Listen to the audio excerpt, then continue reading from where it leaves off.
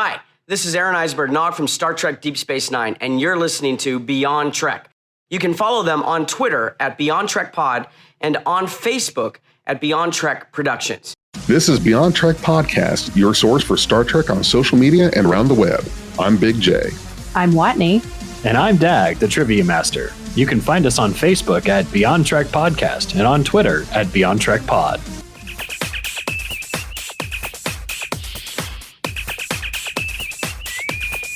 Red alert.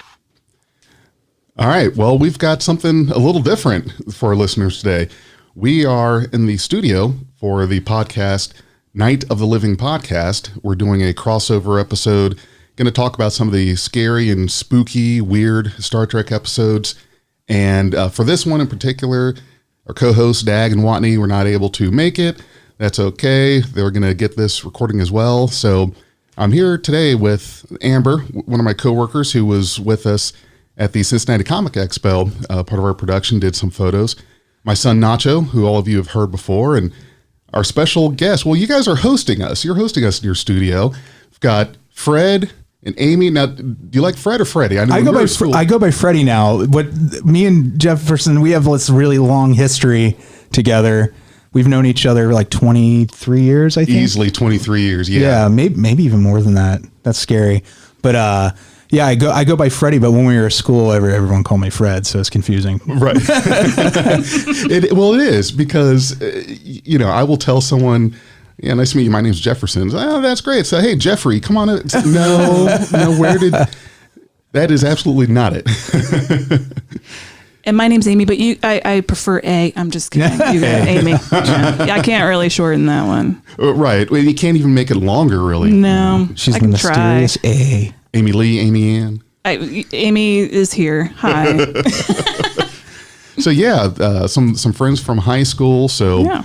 It's almost like a little mini reunion. Jeez, couldn't get that out that we have here. I love that podcasting brought us back together because the three of us were in drama together in high school. Is it okay that I disclose this? Yes. Oh, yeah. We got to tell them a little bit about the drama in high school. Yeah, that's how I met Amy. Yeah. Was through our high school drama program. And we were all drama nerds, but Jefferson was also a jock. So he was floating around and he's putting his life in all the different corners there. Which was strange because there are not many jocks that also are into the acting or some of those other well-rounded activities. I was kind of an anomaly. Yeah. A mega nerd, for instance. Mega nerd. And like Star Trek. Yeah, so that was... well-rounded. Everyone should have all that in their life. Very wonderful. Yeah, and you got good grades. Yeah. Can you believe this? This doesn't make any sense. I don't understand. Breaking the mold. Well, right. No, I'm an alien. It's what it is. Lizard, one of those lizard aliens. But no, yeah, Freddie and I were in. It was A Few Good Men. Yeah, our junior year of high school. And you played the Jack Nicholson's part in that as a teenager, right? As a teenager, great performance by the way. You were wonderful. Yeah, I was. It was funny because a lot of the guys were kind of they were in roles that were like kind of age appropriate because they're high school students, and you guys were like young Marines. Yes, and then I'm supposed to be this middle-aged guy. And I just now I think about it and I just laugh and laugh. Yeah. Now that you are middle-aged? Right. Now that I am middle-aged, I'm like, oh, now I could do it. And probably people would take it seriously. Well, and that was a lot of pressure because if you remember the opening of that play, I had the first line in that, which was kind of nerve-wracking because you're standing there waiting for that curtain to come up. And as soon as it started to do that, I had an itch, like a few of them, all over. It was horrible. And I said, how do I get myself into this? But yeah. And I was Lance Corporal Dawson in that one. And I hadn't seen the movie at that point. And I remember our drama club sponsor, Miss Stevens, asked me, have you seen it? No. And then recommended that I do not.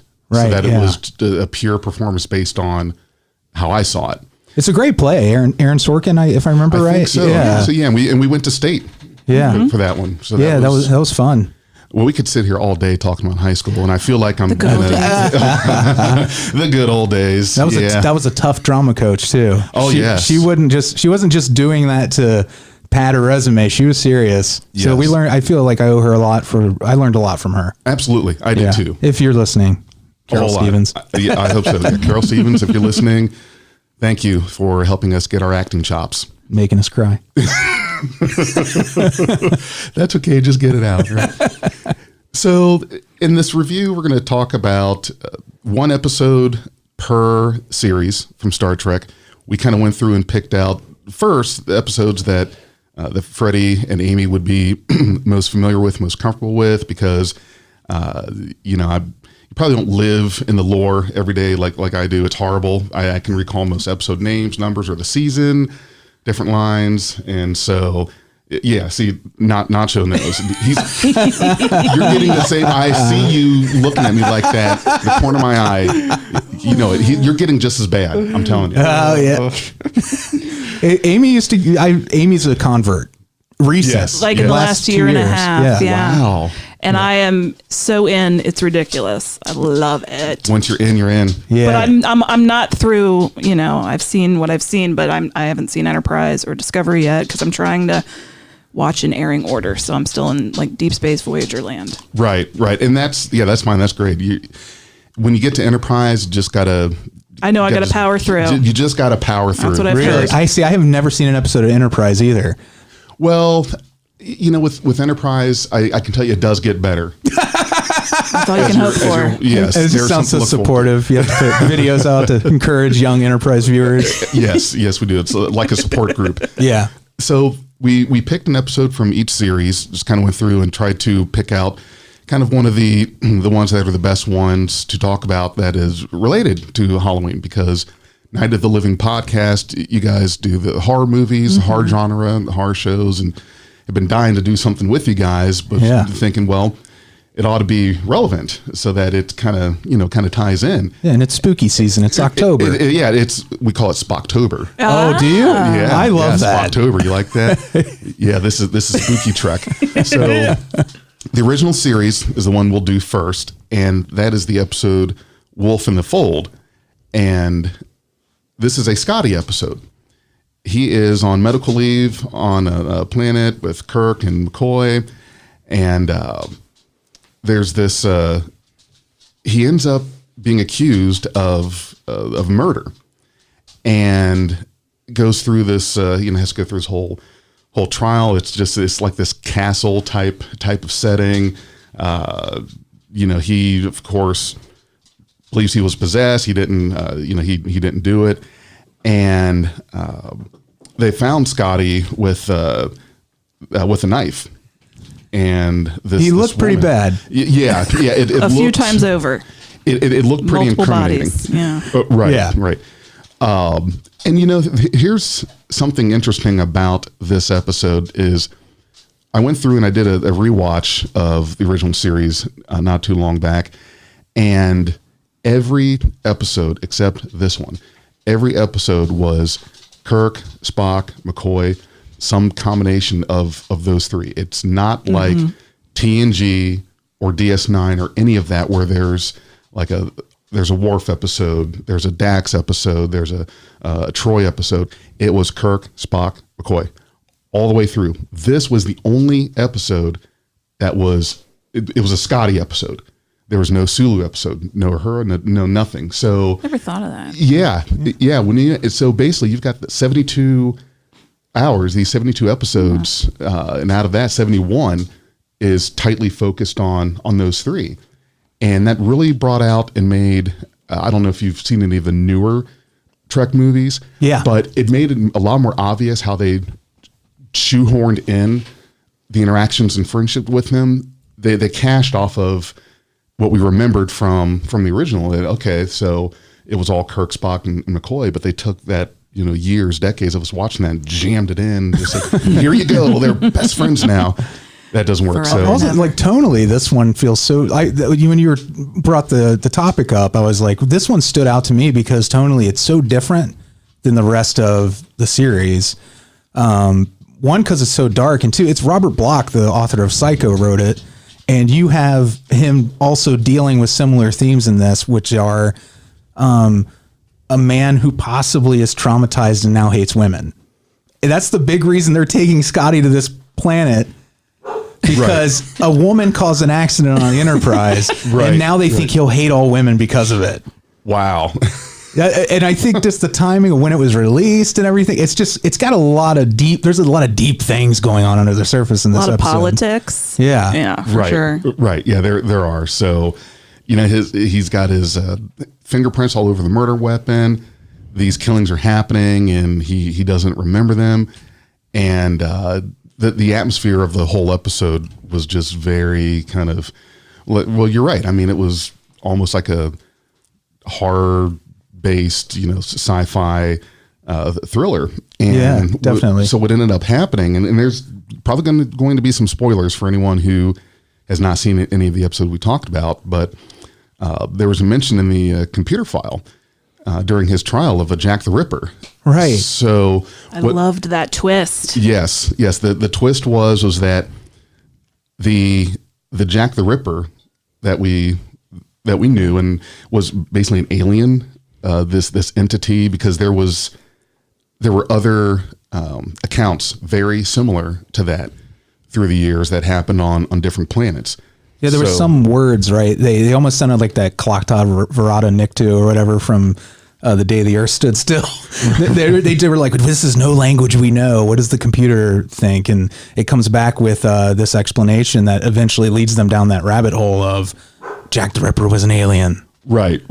Exactly. And so that alien feeds off of murdering and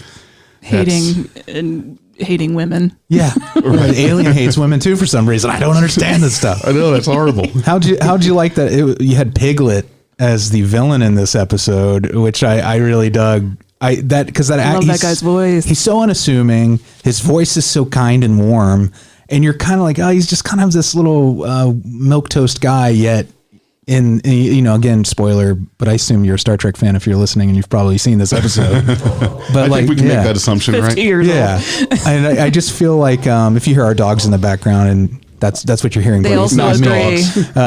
agree. They want to talk too. Yeah, they have a lot of opinions about Star Trek, especially that Now they episode do. with the little Cocker Spaniels with the unicorn horns. Yeah. They love that one. From the original series. Yeah. I liked him as a kind of an unassuming. Yeah. I don't know if villain is. Okay, let's just call him villain. Sure. He's possessed, Well, though. Possessed. no, that's a good point. Maybe it's not his fault, but when you get to those, that's the most horrific thing I think in the episode is, and I think Sam Raimi, I've always said, I think Sam Raimi borrowed from this episode of Star Trek to get the sound of the demons in The Evil Dead. When there's those multiple voices that are changing pitches that are coming out of him when they confront him during the lie detector test scene. That's just like straight horror movie stuff. Yeah. It was. Yeah. Yes. It was fantastic. I love this episode. Yeah. You ready to move on to the next one, or Nacho? Any opinion on that one? Yeah, probably too weird. Now I know he's saving too up. weird. It's the Not right just this. amount of weird. Right amount. Yeah, he's saving up for TNG. He's my TNG pro. Well, the problem is I never watched that episode. Like on the way I here, told you had homework. Oh my God. He's I think grounded. you're going to be Yeah, kicked that's out of the okay. house. Had you seen The Evil Dead at all? Evil Dead. Can you The- give me contacts of that one? Sorry. No, it's all right. It's a bunch of quote unquote teenagers, but they're like 30-year-old actors. Go into the woods. They find an evil book that causes them to become possessed one by one by this murderous spirit. That sounds very familiar. And it's very Wolf, classic. Wolf in the Fold is Yeah. kind of that. Yeah. Which I've never heard Sam Raimi give them credit, but I feel like maybe he was influenced by this. Got some inspiration from it. Yeah. Now, if you like magic, and it is not often that magic was used in Star Trek, but we're going to go on to the animated series, The Magics of Megas 2. So this one, if you remember, is the classic devil, guy with the horns, got the Yeah. Red. yeah. So the Enterprise on this scientific mission to find the creation point. It's an area in the galactic core where matter was being created. So they're caught in this energy whirlwind, this red skin humanoid with horns, as described here, Memory Alpha. And sweet abs. Yeah, look at those. I mean, abs forever, just totally ripped Yeah. and toned. He's in the gym every day. Dogs are losing their minds. You keep going. I'll Yes. be back. I'm going to go check on them. Someone's breaking into the house. That's your early warning detection. So and basically in this realm, it's where physical laws of their universe don't apply, and magic is what thrives there. So they're sent back to what looks to be Salem. Yeah. like Salem, Massachusetts. During yes. the witch trials. Right. Which is I just loved this. Oh, you like this when you saw this? I have never seen an episode of the animated series, so we watched it today. Oh, okay. And I loved this concept of going back to Salem, which I think, just being a spooky person, I enjoy the spookiness of it. So Yes. I was in. I was like, of course. I The devil did- in Salem. Update on the dogs. They're good. I think it's the mailman, but I did How dare he. I did a Tom Cruise slide back into the hallway on accident, and I'm pretty sure I clobbered myself. You okay? Yeah, I'll live, but yeah. Well, that's better than that dog bed almost taking me out. Right. I did not. Yeah. So we're talking about Satan's sweet abs in Salem, Massachusetts. Yes. Yes, we are. Yeah. So, what did you think of his abs? His abs, his chest, pretty much everything was totally cut and buffed. I can understand why they wanted to hang out with him. They wanted to get some workout tips, probably. I love how quickly Spock was able to go, yeah, magic, it's logical here. Yeah, I'm in. Yeah, and he's like, it's not really magic; it's just their logic. So, to me, I can work with this because I'm the ultimate logic guy. Yeah. Right. Well, and this was one of those humans on trial kind of episodes. Yeah. And so they're on trial, and Spock volunteered to speak in defense of the humans, since he was not from Earth, which, technicality, as we know, 'cause he's half human, but he was born and raised on Vulcan. And what I really like in this, the magic battle between Kirk and the Puritan. So that was, he had the stuff coming out of his hands, and it just, this magic and all of it was very strange. Yeah, it was very trippy. It's very 60s, like Or early 70s, right? Yeah. When It this was, came yeah. out. yeah, just the look of it is kind of a psychedelic look to the whole series, really, but especially this episode, especially when they have like the green, like misty purple and green goblin faces like floating around Yes. Kirk's head and everything. That was really cool. I actually, for me, this is one of the better episodes of the animated series because some of them are just almost unwatchable to me. It was. That's another one you got to power through. Yeah.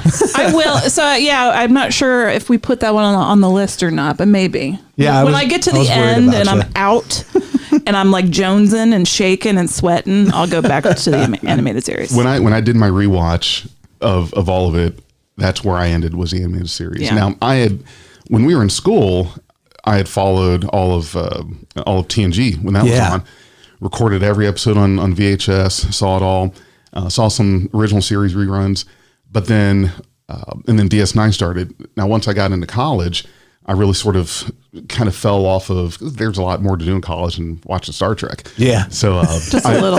just a little bit, Just wholesome stuff, though. right? So DS9, Voyager, and Enterprise saw most of, but I went through and just clean sweep. I want to watch everything. Now, I didn't do TNG because that was so fresh. So I did DS9, Voyager, Enterprise, then TOS, and then the anime series. And that was, you got to power through it. Amy, if you're going to, you'll feel better for it when you're done. I feel like I owe it for them giving me such Yeah. a rich and beautiful world. It is. But I am like, oh, okay.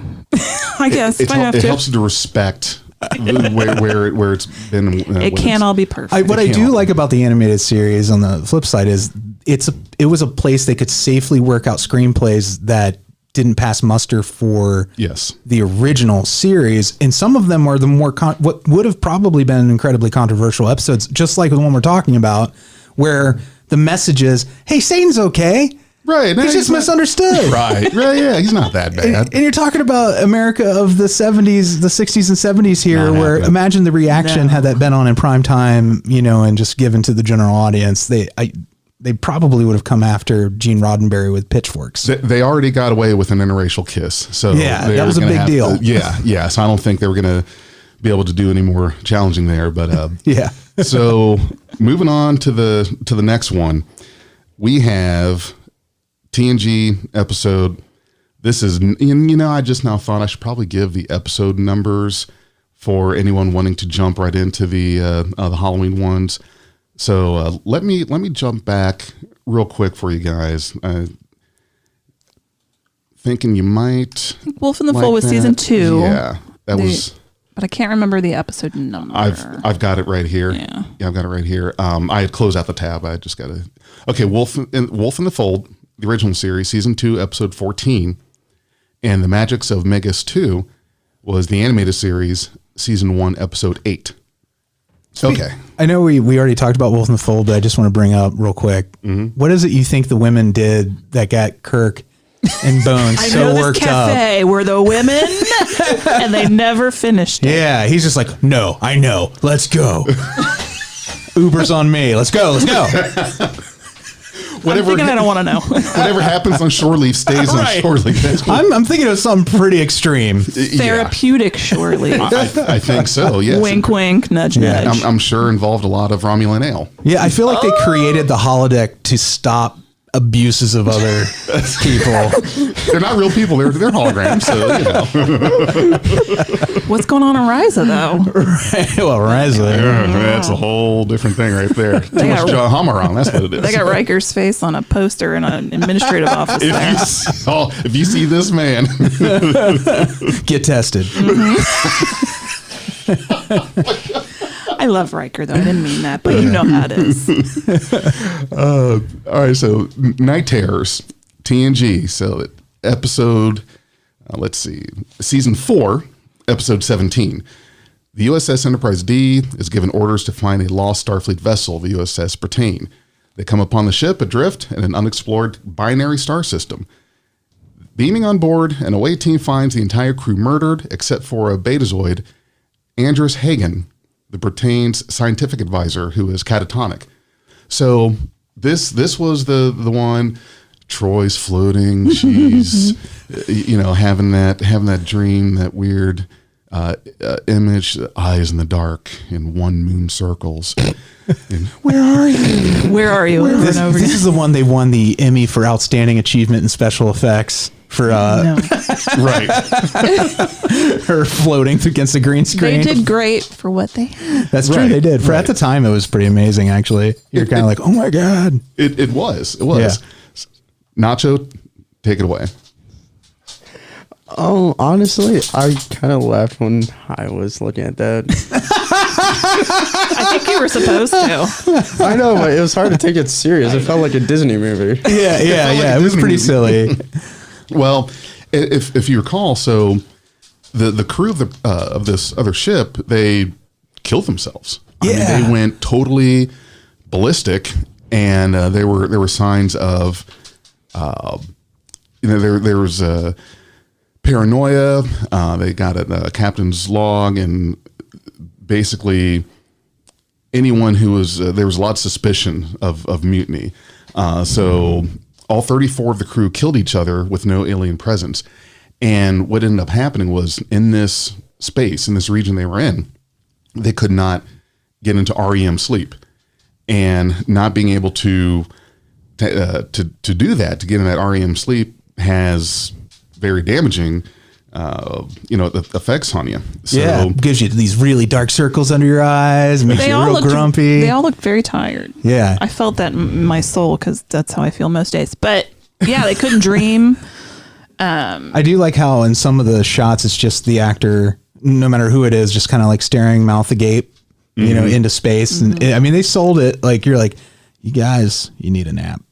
That was like the alternate title of this episode, But it wasn't just that they needed to sleep; they needed to dream, right? and that was being suppressed. that was it. Yeah. And was it that Troy was the only one who was dreaming? Correct. Well, She wasn't really dreaming though. not But, really. yeah. In a sense, it was that she was, because of her empathic abilities, her Betazoid abilities. These hey doggy, We're busy. We're working here. Yeah, they insist on being me part too. of everything. They were able to communicate with her, but it was very short message that they were able to say. So that's why they kept repeating that. But the classic part of this episode, I think anyone who's seen it remembers, is in the morgue. Yeah. Dr. Crusher so is creepy. all it just, and the creepy music, and you keep hearing the sound of just the plastic sort of rustling, and she's the only one in there just looking around. And of course they're doing the spooky TNG background music, and she thinks she's seeing something and turns behind her and looks, and there's a body sitting up, and then the whole room sits up. Yeah. That's good stuff.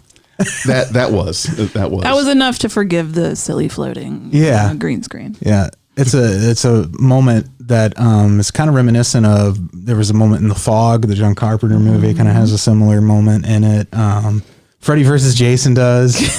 Yeah, we just Something else rewatched you that. wanna laugh And that's at. a terrible movie. But yeah, it's very effective. I think you can, that's one thing, you can crib that from any horror film over and over again. It's still creepy. Oh yeah. Yes. Well, and but eventually they get out of this predicament.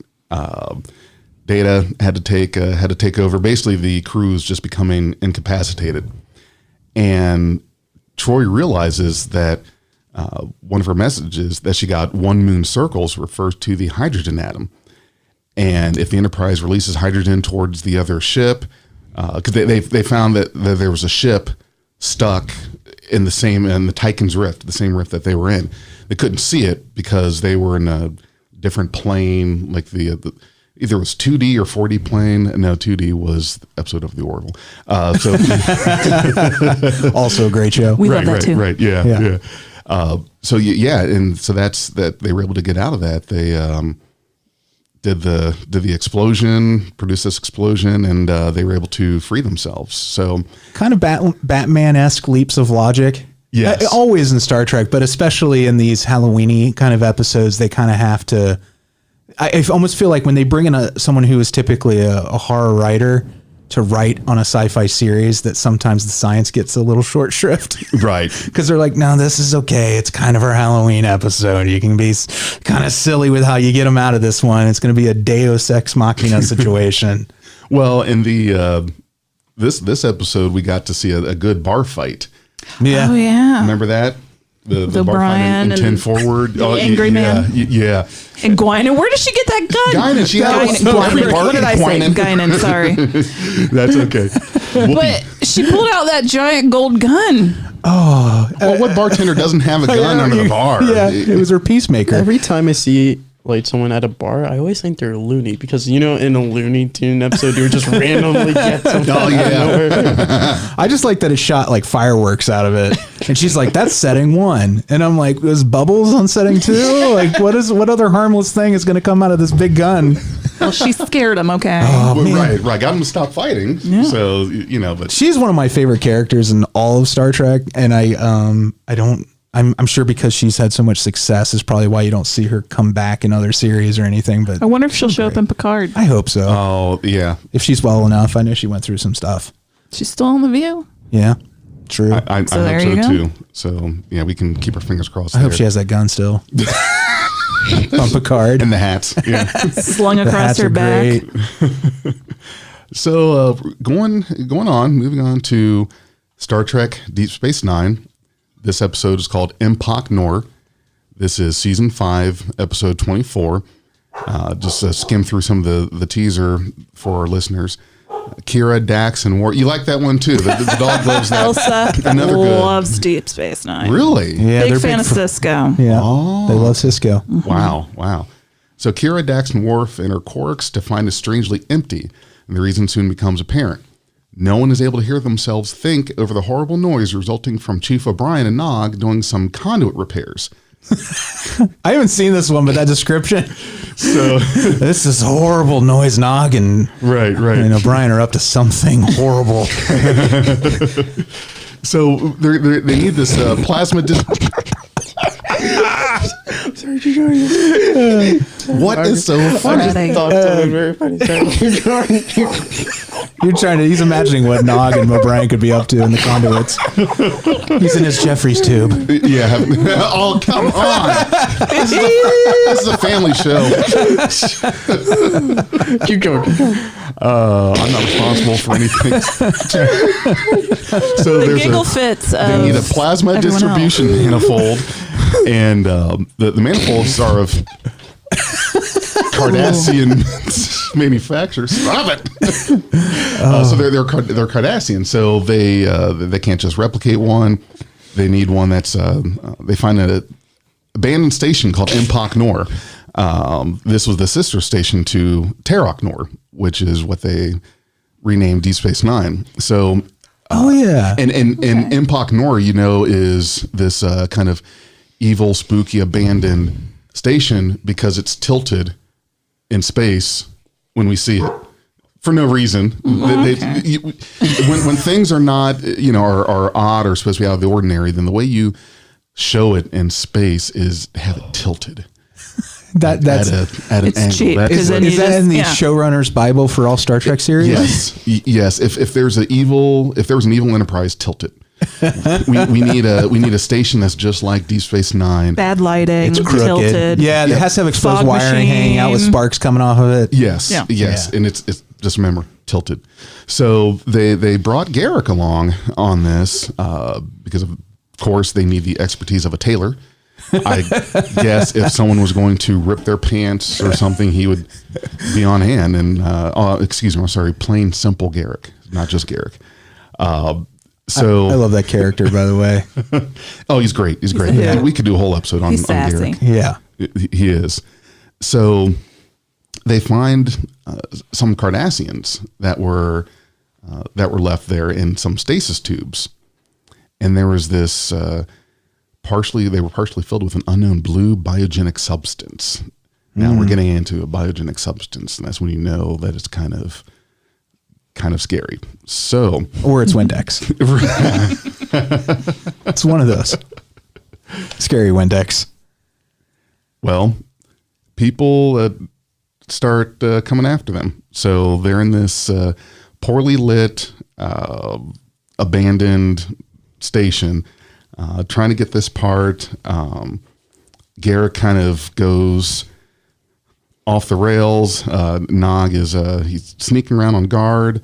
Doesn't see Cardassians. They're looking for them because some of them got out of their tubes, and they're being hunted by some Cardassian agents that were left behind. And Garrick essentially goes out and dispatches them. He's a tough dude. He's secretly very, very tough. Less secretly the further you get into the series.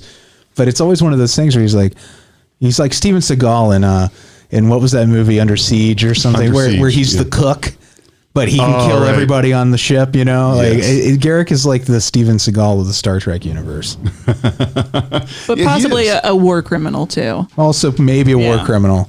Right. Well, and so Garrick ended up going insane.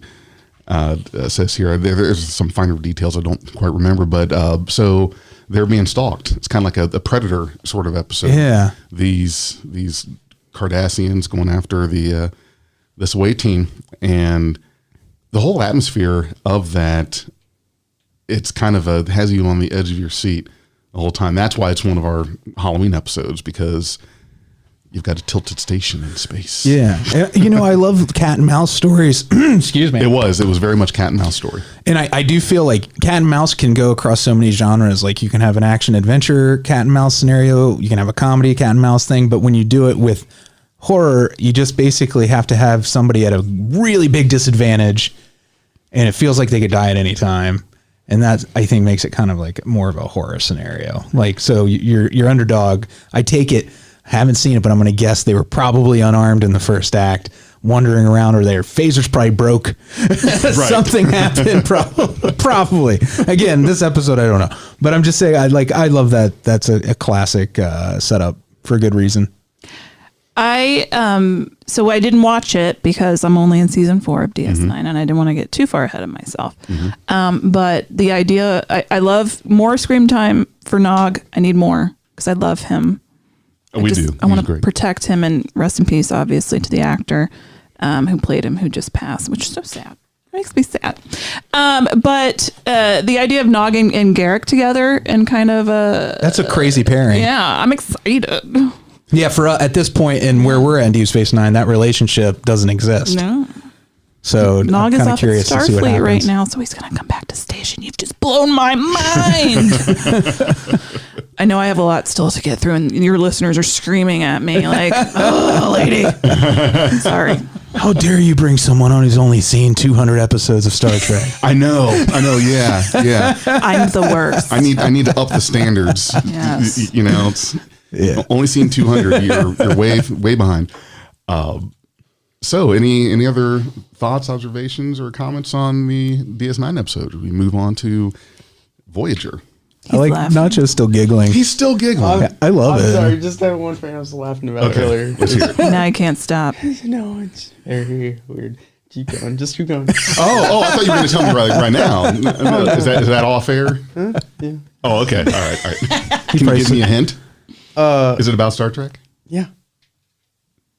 All right. It's a secret, though. Yeah. Secret Star Trek.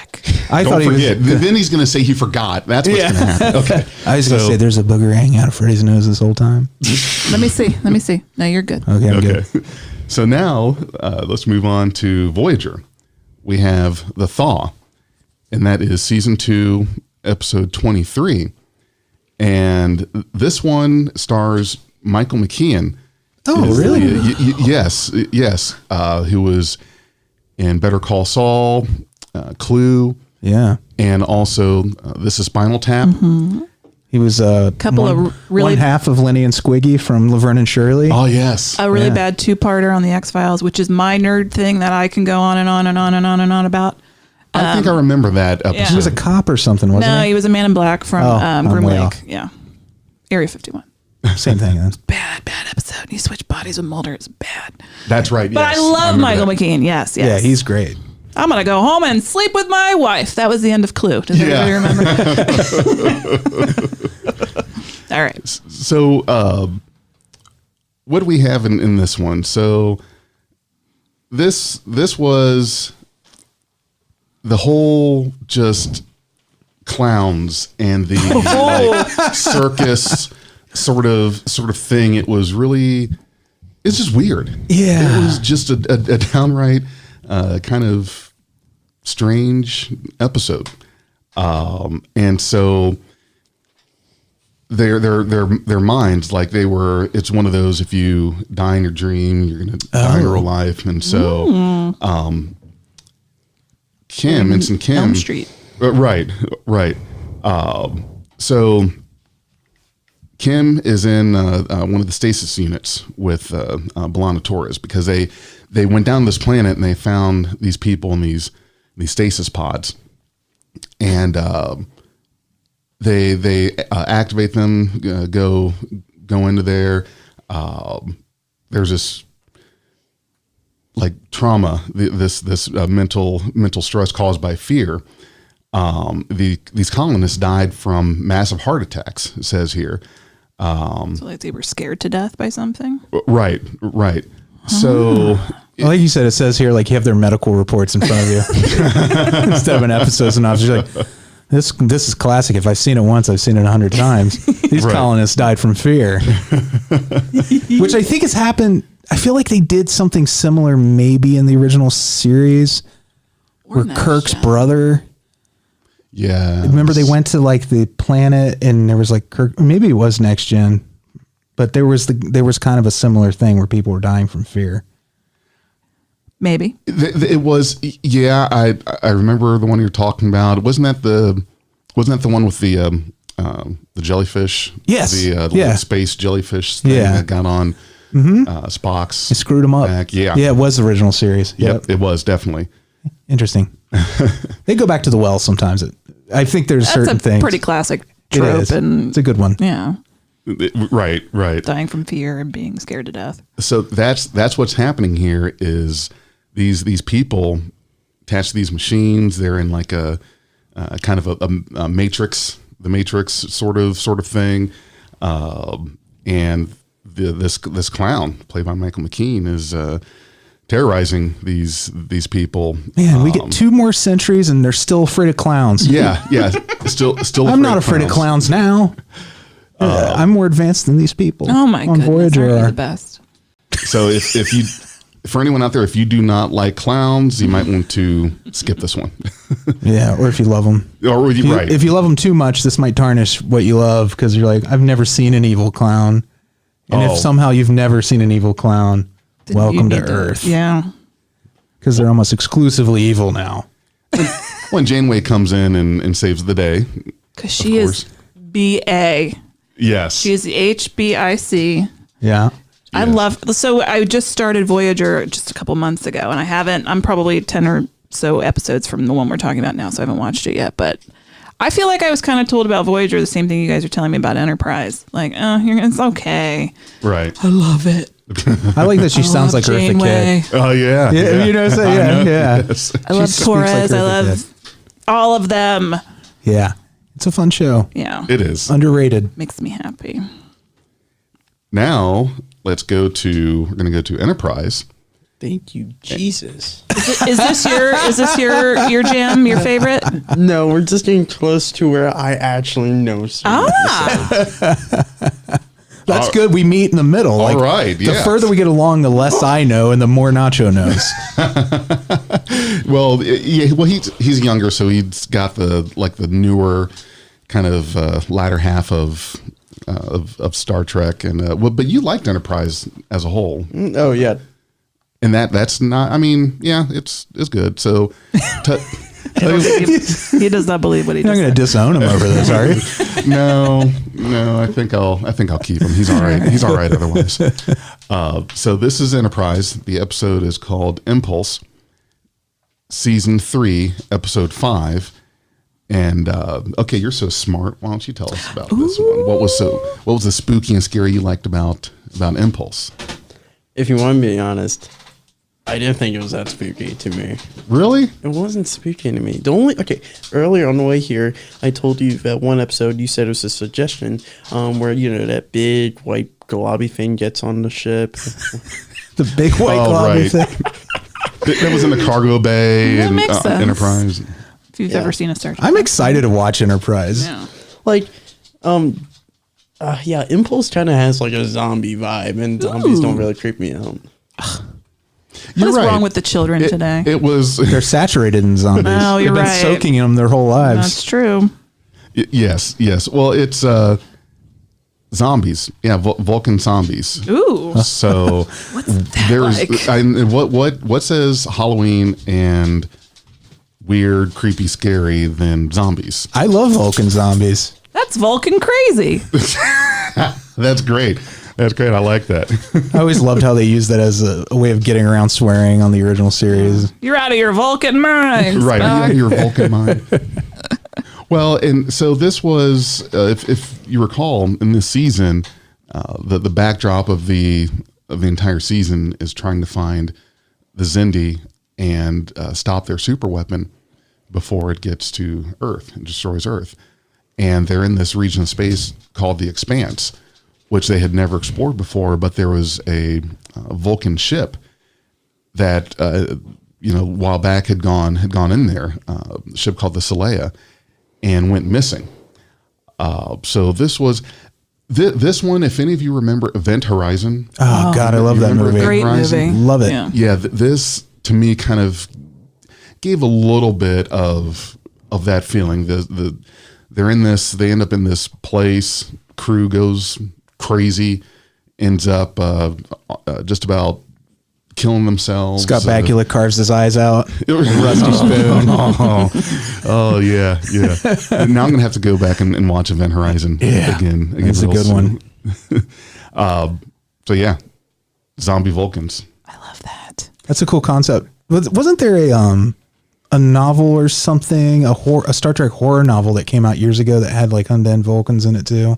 I just remember seeing the cover of a rotting Vulcan character on the cover. You may be right. Yeah. I just wish I could remember. Or what you it may was. be crazy. I can look it up while we're talking about the next you thing. must. Because I'll go crazy otherwise. What do zombie Vulcans eat? Because Vulcans are vegetarians. They don't eat meat, so. Oh.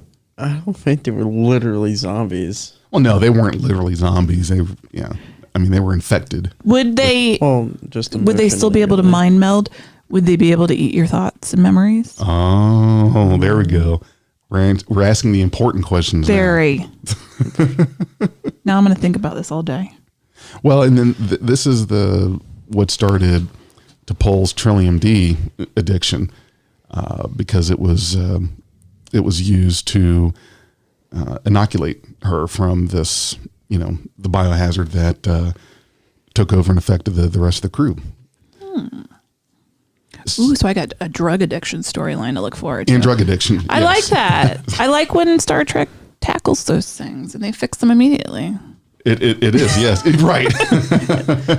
We just single-handedly solved starvation, hunger, racism. Yeah, our all kinds of... society doesn't do any of those bad things anymore. And I'm like, yay, but like how? It doesn't crack you up too, though, that like What issue do we need to solve this week? Yeah. they solve Earth racism, but they find new ways to be racist against other species in outer space. They're just like, you know what I miss from like 300 years ago? I think we're going to be mean to the Klingons now, and then when they're Right. okay, they're going to be mean to the Ferengis. Well, the Ferengis don't do themselves any favors. See, Amy, then now you just sound like one of them. I like Ferengi. I can't find the damn book I was talking about. Because you made it up. Yeah, I may have, but I'm sure somebody listening probably knows. Yeah, I mean, there's only like thousands of books. I Yeah, know, there are a so lot of them. I was looking into like, where do I start on the books? And then I gave up because I was overwhelmed. Gotcha. Yeah. Gotcha. Mm-hmm.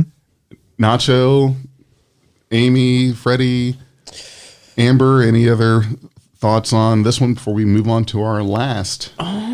To be honest, didn't like in a few episodes in season 3, didn't she literally grab a suit and go into the cargo bay when it was completely exposed to space? Mm-hmm. Yes, to get to the Trillium. Wow. The Trillium D. Some good Added stuff. in the 22nd century. Yeah. What? Right. Dealt with drug addiction as well. So, a lot of lessons even for weird Halloween type episode. Yeah, So if there's like pizza flavored combos with cracker shell. Oh, the cracker shell. We'd probably both That's break my in jam. there to get in there. Yeah, Put deep on a stuff. spacesuit for that. Oh yeah. Yeah, those are good. I like it. So now we've got Discovery. Context is for Kings. That is season 1, episode Nacho 3. didn't care for it. Another disagree? Again, I don't get how that's scary at all. Yeah, like I think it's a mystery episode, but I don't think it's scary at all.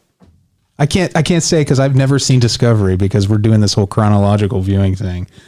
It'll probably be a year before we catch up. I'm getting there. There's so many episodes, but I love the ones when they do mysteries, though. I do love the It mysteries. Yeah. It wasn't a spooky mystery. No, it wasn't spooky at all to me. although what is there a what murder scares in it? What scares me? Yeah. Jump scares. Jump scares. Oh, Oh, yeah, yeah. I love those Absolutely. too. Anything else I'm fine with, but like yeah. Atmospheric horror doesn't do much for you. No. Okay. No, but All yeah, right. I didn't see anything that was like horror really. Like the only thing that gave me mystery really was badges I'd never seen, stuff that was floating, or just everyone was kind of suspicious or something. Yeah. Yeah, but I didn't see any horror in that episode at all.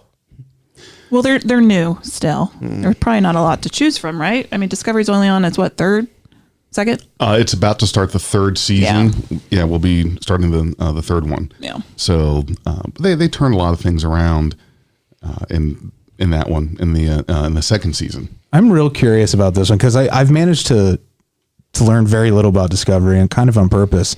And all I've seen of it, we were at WonderCon in San Diego and they showed like some special effects mock-ups. Los Angeles. Oh, Los Angeles. God. Someplace in California. And I was really blown away at how it looks. It looks so good. And I'm just kind of wondering, like, does it still have that like Star Trek feel to it? Discovery? Yeah. It does. It really. Now a lot of people out there will tell you this is not my Star Trek. Yeah. And It doesn't have to be, and you can live your life without it. right. Right. Yeah. I mean, it's just, it's different. It's different than, well, from what we grew up with. Yeah. And now there's more budget, there's better effects, there's all kinds of things. And honestly, this day and age right now, the TOS, TNG, Voyager flavor, it wouldn't work. That's not going to last. It's not sophisticated enough for this audience, this age. Yes. Yeah. In this age, it's what they're doing is exactly right. I think is I'll take a year and a half in between seasons if I can watch every week for 12 or 13 episodes and just go on through, because it's a binge watch sort of thing. Serialized storytelling. Yes, I like Okay. the serialized storytelling, and I mean, you don't know what it was like back in our day, having to wait a week. And then the I remember summers. appointment All the viewing. long summers. Yeah, And if you missed it, you missed it, and you had to wait till it reran. And who knows when that was gonna be. Mom, you forgot to set the VCR. now, well, but see that this one, Nacho, was the one with the Glen, the sister ship of the Discovery, where they found that tardigrade. They went on the Glen, and there were bodies of Klingons there, and bodies of the Starfleet officers that were on the ship, because what was happening was they were experimenting with that the spore drive, and The tardigrade. yeah, the tardigrade. Well, they did one of the spins or whatever, and what was it? What is a tardigrade? Am I saying that right? It's Tardigrade. basically this. Well, okay, the spore drive on the Discovery wasn't working right because the map wasn't complete, and the tardigrade basically has a map in its head, and the Glen was more upgraded for the jumps, and they were okay. jumping. And I guess the tardigrade got out of its cage when they were using it. So this is a prequel, living right? thing. Discovery takes place before 10 years before TOS. before TOS. Okay. Well, yeah. So in their tests of the drive, they end up getting themselves like turned inside out. You. So Oh, just like in The Fly, and right. and that happened in like Star Trek 2, the movie too, didn't it? With the teleporter, was that the first one where he's like, "That's why I don't use them." Oh, When the- Bones was like, "I don't want it to get all turned inside out." Right. Well, Yeah. yeah, there was a transporter accident in the motion picture. Yeah. So the tardigrade basically is this larger version of a real tardigrade. They're like the little they call them water bears. Oh yeah. Little I've tiny seen those. microscopic things, and they They can like sound survive. cute, but they're not. Yeah, they have big, horrible mouths on them. Yeah, and like they can survive in the vacuum of space, things like that. Well, they Yeah. have this giant one, which is virtually indestructible.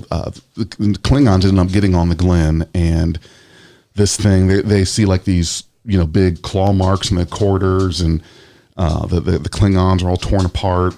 So there's this monster loose on the ship. and they So have to capture Nacho it. doesn't think that's horror. I What, know, what is your that's not life horror. like, Nacho? He's like, I run into giant water bears all the time at school. I mean, and again, it's all dark, and they've got their phasers and all that, and there's this big thing. I mean, Sounds like Alien. yeah, that's like not it. scary. Have you seen Alien? Yes, I've seen all of them. I know Alien movies. Do you think Alien is a horror movie? Yeah, like, okay, I watched all of them first try and the second try. They were like a little scary. Yeah. Well, I don't think any. Well, jump scares get you, and there's there's not a lot of those in Star Trek that I can recall. There's one I remember in The Enterprise. only thing scary in Star Trek, he makes fun of me for years still, was when he took me to the 2008 film of Star Trek. What happened? Yes. Okay. I'm dying. He's allowed to make fun of you. Oh yes. Oh yes. It's my turn. It's my turn. you're still on I didn't say that. anything because I was not like really thinking about that. So here's what happened. So we go to see Star Trek 2009, and you weren't even 5 yet. You were going on 5. So took Nacho to the movies. we went to see Star Trek 2009, and I thought, he might be a little young to take to a movie like that, but he would already been getting into Star Trek, and he sat there through the whole thing, just watching, eating his popcorn. 'Cause didn't we go with Liz and Corey? And was that the second time? Yeah, with your cousins. Okay. So the scene where Kirk ends up marooned on that big ice planet, he climbs out, and he's got his winter coat that they were nice enough to leave. Yeah. And they I never thought about that. Yeah. Yeah. But why didn't they put him in it? Put the coat on him. That's a pretty big hole there that you just pointed out to me. They're about to maroon him on a nice planet, and figure, I guess he'll figure it out and survive. But here, let's give him a nice Columbia jacket before we do that. So anyway, he's doing his, giving his log, bitching about how he got tossed off the ship, and you can hear this like noise in the background. So he's looking through the snowstorm, and you can kind of see something kind of running towards him. Cuts to Kirk again. He's really looking. Cuts back to the monster, and then suddenly the camera just jumps right to the face. So he jumped. Oh, I've jumped at stuff like that too, though. Did you dump your popcorn? Almost. It kind of got me too, because I was like, oh Jesus, Yeah, but they got all of us. And now you're traumatized. Yeah. Forever. He's scared of ice planets. And I watched it. I was fine about it. All right. Okay. All right. But he's still salty at me. So those are the episodes that we picked there. So, Amber, do you have an episode, whether it's weird, scary, spooky, freaky, anything of Star Trek that we didn't put in there that you like or want to talk about? Here you go. I'm going to twist it. I'm just going to push my Ooh, on the spot. She's shaking her head, no, and then he just pushes the mic. I am totally on the spot and completely unprepared for that question. So thank you for that. No, not off the top of my head. There you go. And that's okay. I'm a photographer. He totally blindsided you. Well, no, you had plenty of prep time because I was looking at you the whole time leading Just up to it. staring Like, at you you. gotta think of something quick. It's like, oh my God, Star Trek, what's that? He was betazoiding thoughts into your head. Yes. Yeah. You know what? You should give honorable mention. What was it? The Cat's Paw from Cat's the original Paw, series. yes. That weird one with the castle and all the. It was like anything that was like one of those paper Halloween decorations you had as a kid. Yes. Was in this episode, and then they turned into like giant cats. So it was not a great episode, but it was fun. Well, what about, have you seen Skin of Evil? TNG season 1, the one where Tasha Yar was killed by the oil slick. Oh, yeah. And Riker got pulled into him too. Okay, so there you go. That I would consider that a horror episode too. That yeah. thing was really That nasty. Yeah, that was Good effects. freaky. Yeah. And when it came snuck up on Riker and just suddenly he gets pulled in. And, It's all slimy and black. Like, something's got me. I know this. Oh my God. I know this might sound very mean, but I kind of laughed when Tasha flew in the air and when Riker's just like, Data! I laugh a lot when I watch Star Trek. That's one of the reasons I love it. This boy has no soul. What are we going to do with you? Oh man, but he was that was and he gets pulled in this thing, and then his face like comes back up in the oil, and then It reminded me. Do you remember the raft from Creepshow 2, where the Stephen King short story. the kids are partying on this raft out in the middle of this lake, and the black oil slick comes up. no, I've seen the first Creep Show. I never saw the second one. The second one, it's very similar to that Okay. episode. If you ever get a chance to check it out, it's the same idea. It's this oil sludge monster that will dissolve your body and eat you, basically. Tasty. Fun. And then I think another one that might be a horror one is on Voyager, the one with Brad Dourif. Yeah, we just watched it. So it's season 2. I don't remember what episode, where Brad Dourif, who is a very iconic horror actor, he was the voice of Chucky, and great episode of the X-Files first season. It's fine. Yeah. Exorcist 3. Exorcist 3. But he plays a I guess he was former Maquis, who was then absorbed onto the the ship in the crew, and he's basically a psychopath, and he's a betazoid. He's a betazoid. No empathy. And Tuvok mind melds with him, and then Tuvok starts to lose his control. It was a really very good psychological horror thriller. Yeah, it was a good episode. It was. I wish we would have got some more of him because Brad Dourif is a great voice. Yeah, great voice, and he's been in a lot here. I'm looking at he was in Dune. Yep. This episode of Murder, She Wrote we just watched. Oh, really? Oh, for real. A Halloween episode, actually. Yeah, Brad Dourif is one of those guys. He plays this same scenario out a lot. I have a little frog in my throat. Oh, my. He played this whole almost a Hannibal Lecter type of character in The Exorcist 3, and then he did it again on The X-Files, and then he did it again on Voyager. I feel like he's done it other times. Okay? But he's just really good at it. Like, he's got it dialed in, that whole psychopath that maybe he knows something you don't know thing. Right. You know, it's so fun. Oh, yeah. Yeah. So there you have it. There's our episodes for the Halloween season. Are you scared? Yeah. Ooh, yes. Putting Amber on the spot. That was a lot of fun. And she enjoyed it. I could tell. She's going to murder you later. It's fine. Yes. Well, that goes along with the whole with the theme. It's the theme. So if I turn up missing, that's part of it. Yeah. We'll remember to tell Dateline. She said you'll never see it coming. You're never going to see it coming. Oh. Yeah, it's all right. I'm not going to turn my back on you now. Yeah, because I won't know what's coming. Just make it quick. It's getting scary. Yeah. Don't make him suffer. It's fine. Right. All right, I loved it. Watch some scary shows, scary movies. Thank you. Thank you for having us. Oh, yeah, absolutely. Thank you for letting us come into your studio here. This is great. We've got to do this again. Yeah.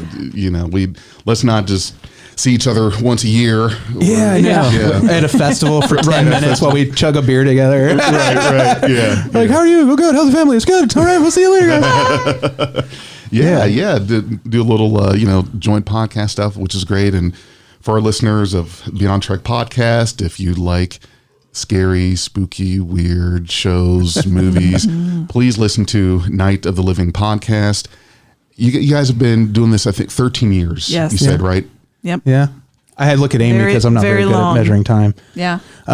We started in 2006. And and still doing it. It's not a family show. I just warn anybody that's going to tune in. If you have kids in the room, I would not recommend listening with anyone because you never know what we're going to talk about. Right. Yeah. We get all over. Just like the Deep Space Nine thing. Right.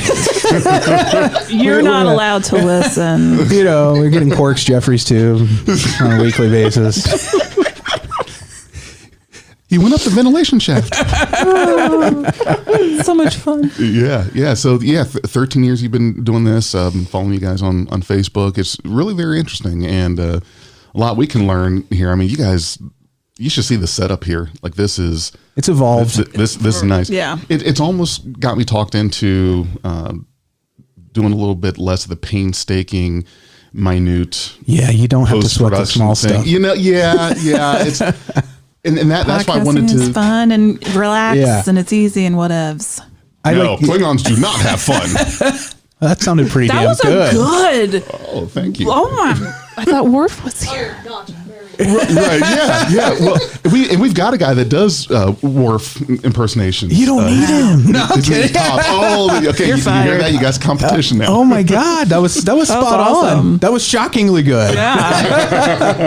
I didn't know I had it in me. Oh. It's I like this format of just kind of. It's fun. I like to think of it as like a dinner table situation. Oh yes. Where I'm like, sometimes you're going to hear silverware moving around. That's okay. And a dog barking. And dog barking. Right. Because it started in our dining room. Oh, it did. Yeah, but we'd have to set it up every week, and that was a huge pain. That would be tedious. Yeah. So this is you a permanent guys space. are all able to get together and do this, which is that kind of for us. I mean, a lot of coordinating. Yeah, tricky. Yeah, everyone's in their different, places. So it's just. Do you guys have video with each other at all, or you just okay? Because I wonder. I was thinking about that, like what that's like to. Because every once in a while we'll have somebody on the phone, but whenever possible, I try to get their face somewhere, just so we can kind of take cues off of each other. But That makes it a lot easier. Yeah. I read an article recently, and it was it made me mad because it was about like all the celebrities that are podcasting and what a revolution, right? No, we are people that are just regular people with something that we feel like we want to talk about, and we are just doing this thing and having fun, and people, it resonates enough that they listen to you every week or whenever you put a show out. And my God, that's the revolution. Right. Yeah. It is weird to see like, I'm just a lady from Cincinnati. Right. and now big businesses and entertainment companies have caught on, and Oh, real quick, let's And do it a does quick change the way it commercial. looks. Just kidding. Yeah. We don't do that. but it is just interesting the difference, and to watch the whole thing evolve, and to have been there like when it started. Podcasting is, and I've always been an advocate for, I think everyone should have a podcast. Oh, really? Okay. Yeah, you know how some people say you should Everybody journal. does. Yeah. Like whenever people over the years, whenever somebody would reach out to me, then they'd be like, "Hey, how can you help me start a podcast? What do I got to do?" I'm just like, if you're listening to this, I think everybody, you're going to find a community of people that have similar interests to you. You will? Yeah. And it's kind of like, in a way, it's almost like, correspondence, like where people used to write letters back and forth to each other. Like we have other podcasts that cover similar stuff to us, and how we keep in touch with each other is listening to each other's shows. And then it's kind of like it's get to see old friends who may not be close by or whatever. Right. It's just, I think it's great. Yeah, or make new ones. Well, and I like that part of it, is that you're talking to and working with other podcasts, because I think that should be what you do. Yeah. We had a crossover episode with Fantastic Geek, and those two guys, Peter and Matt, they do a lot of the Marvel shows, Star Trek. They do all kinds of stuff, and we did something with them, and that was a lot of fun. And that's what I want to do more of, is having these other podcasts and saying, hey, what do you think about doing a thing, blending, meshing our thing with yours. Yeah, I love Yeah, that. it's fun. Yeah, and then that's As a I'm a voracious podcast listener, and I love stuff like that. well, anyone can do it, and I Yeah. think that's what makes it tricky, is to not get yourself tied into the numbers. No. and the Right, number of you can't care listeners. about that. That's hard for someone that's got I think partial OCD. Me. I do it for fun. I love it. Love Yeah. talking about Star Trek and all that is great. We have been able to express so much artistic talent just with the format, and that was and I want to ask you guys when I tell you this, how you decide on your format. But for us, we were kind of sitting around and we're talking about doing a podcast. And I had done a podcast prior that went from last November up into about early summer, and we decided to rename, rebrand, change the focus. And that came up as well. Anyone can do it with a podcast. So there's a lot out there. And when it came to Star Trek, that was pretty fat in the tail. It's like everyone's doing a Star Trek podcast. And what would we do to try to stand out, or at least maybe have a chance at not just being, another one of 200, Right, yeah. whatever. So I said, all right, well, let's just not have a format. Let's literally just not have a format. And the episode from Seinfeld was playing. yeah, show was about playing in my nothing. head. Yeah, Yeah. show about nothing. and that's our very first episode where we talk about what we're doing. It's a podcast about nothing. Yeah. Is what the name of that our first episode is. And literally I said, we can do some episode reviews. We can just cover and talk about the conventions, people that cosplay. We can do radio skits, or do something like I did with the Federation News Network.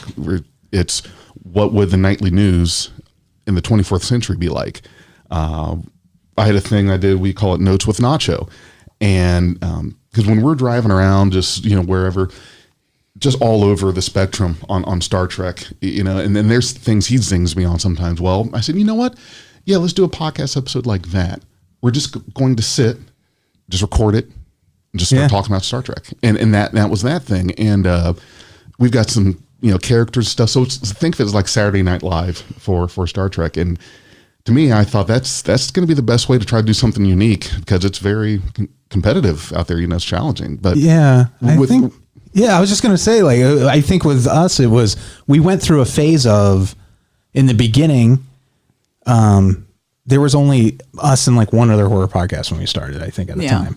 And so the audience was easy to get because we were filling a demand that was there. Whereas now there are thousands of horror podcasts doing, and a lot of them literally cribbed exactly what we did from us and changed the names of our 2 segments to their own version of that, which is... Are you serious? Which is fine. I think that's super flattering. But like the whole, we do a segment straight to video Russian roulette where we pick something that's a movie that was not theatrically released.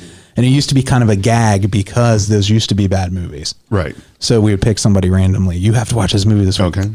And then we would watch something we called The Main Attraction, which was a mainstream or a successful movie, something like a classic. And it evolved from there. But we actually went the opposite direction where, like, we used to prepare. We were very research. structured, and now it's like, no, I don't have time for that. But we have the 2 segments. I think at the end of the day, it's your personality and what you bring to the table, not the gimmick that you bring to the show. It's who are you, the people I listen to and continue to listen to. And I've listened to podcasts since 2005. And I still listen, like Keith and the Girl, because of the personalities. They don't even have a format because of the personalities and what I get from it. So there might be 3 million Star Trek podcasts, but why yours is successful is because you guys, it's the personalities and the care of what you bring to the table and to the listener. I do feel like you have to offer some consistency though, as well. Too. That's the flip side of it. That's hard. Yeah, like you can go. Like, how can I be consistent when it's not? It's about nothing, you know? Right? Like, Yeah. whatever. Like, we even have different people that are involved. Yeah. It's like, what? Yeah, it's tricky. I mean, the thing that makes yours consistent is your subject matter. Yeah. Well, yes, it's about Star Trek. Star Trek is the thing that brought everyone together. So you're like, that has built-in consistency. Yes. But I think that's something a lot of people who are starting out, you have to have something at your core, like it's corny to call it like a mission statement, but you think of it the same way like a corporation would. He totally wrote a mission statement for our podcast. I did. Oh, you It's did? embarrassing. It's embarrassing. No, I it's love not. him, but Jesus. It's mostly, but our mission statement is mostly about, we got to keep our community at the center of what we do. Yes. For us, it's about a very small, which used to be a huge audience that shrank over the years. So we weren't very good at, I don't know that we were great at retaining, because as there were more horror podcasts to choose from, you lose some people. Mm-hmm. But like, I feel like we're probably a moderately popular, probably in the middle of what your typical popular podcast is. We're somewhere. I like in the doing middle. it, so I don't care. Yeah, we do it more for us, and like, but remembering who is listening, what they're into, and keeping them engaged in what you're producing. But the way your format is, it sounds like, I like that you have this open contributor pool. So you're always going to have engaged people working on your show. Right. Because you let them come and go as they please to work on it, which I think is key. You don't hold anybody too responsible like you do with a job. I think that's the important thing too, is not to let it turn into work. Right. Yeah, that's right. And it's not just 2 dudes doing an episode review, that's like what every Star Trek podcast is. Wanted it to be kind of an ensemble thing where we may even have different people, and we have had different people on the podcast for different discussions. It's just we have a group of 10 folks. Now you'll hear a couple voices pretty much on probably everything. Like mine would be one, but you've got all these moving parts, and you're right. Someone can jump in and it's like, hey, I recorded this thing that's like. One of our guys, Thriven, he sent me this audio recording he did, and it was basically he's reading a part of like an engineer who's trying to do some repairs, do something, but in the background it sounds like he's in an engine room. So he created this thing, did his audio, put the sound effects to it, and it's real short, but it's like, wow, and it's just all these little bits of creativity, and that's fun. It's nice to have that outlet. So cool. Yeah. So these folks, and I asked them, if you want to be part of this, great, you can, be a contributor. One of the other guys that's was one of our guests, he's the cryptic community manager. His name's Mike, and for the game Star Trek Online. So we had him Oh, on. yeah. Yeah. So we've done a couple things with him also, and he's still in the Discord. You know, like I don't boot people. It's like, you know, welcome to stage, just kind of see behind the scenes sort of thing. And so the other day he's like, hey, you know, I want to throw my hat in the ring there if you want to, you know, need something for. And it's like, okay, wow, you know, that's really neat. great. So So cool. now you've got that piece of it where, hey, can I do something? Is there something for me? Yeah. So, love it. So I have a Trek nerd coworker, and I mentioned that we were going to be doing this, and he's like, I've listened to that. hey, Are you don't you kidding? love hearing Yeah. Yes, yes, that is awesome. I love that. Yeah, that's people good. listen. You never think when you start a podcast that anyone's going to listen to it. Well, I Just like your that. mom. I've had right. I have two listeners, my mom, my wife. But, no, that's great when it's you know, they're at You're the devil. right. Well, no, Somebody calling? this is mother-in-law. Yeah, so I better take this. All right. Well, we got to wrap anyway, I think. So we got to get to the drive-in. Yes. Well, you guys have fun at the drive-in. Thank you for this. Thank Thank you for you. letting me talk about It was Star so much Trek. fun. Yes. All right. We are Beyond Trek Podcast. Lower your inhibitions and surrender your years. We will add inspirational and hilarious Trek content to your day. Your attention will adapt to subscribe to us. Resistance is futile.